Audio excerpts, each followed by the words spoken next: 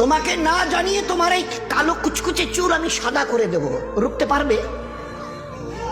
তোমার এই চোখের লাল চাহনি আমি ঝাপসা করে দেব, ঠেকাতে পারবে? তোমার এই লোহার মতো মজবুত দাঁত 32টা 16 একটা একটা করে ট্রান্সফার করিয়ে দেব, তোমার কাছে কোনো পারমিশন নেব না, ধরে রাখতে পারবে? এইভাবে আস্তিন গোটানো মাসল ফোলানো ধরে রাখতে পারবে তো? এরকম করবে না তো? এইভাবে এরকম হবে না তো?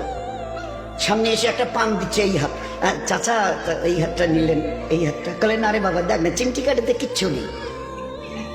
আসমান থেকে আওয়াজ দিচ্ছে, ও হাত তোমার কথা শুনে আমার, এ হাত তোমার কথা শুনে আমার। আমি এর পাওয়ারকে সিজ করে নিয়েছি।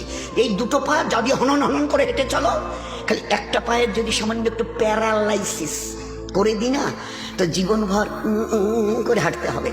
বেডরুম থেকে নিয়ে বাথরুম একদম লাগালাগি, অ্যাটাচড, আমরা বলি না অ্যাটাচড। তুই বেডরুম থেকে নেমে বাথরুম কত 4-5 হাত, বেডরুমের দেয়াল আর এটাই হচ্ছে বাথরুমের দেয়াল, মাঝখানে একটা দরজা। তো এখান থেকে উঠে ওই ঘরে রুমটাতে পারবে? আছে পাওয়ার?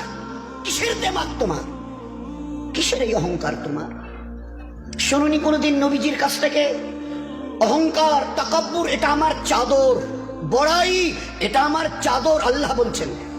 আর আমার চাদর ধরে যে টান দেয় তার ঠিকানা কোথায়? ভাই বলেন না, সবাই কম বেশি জানে।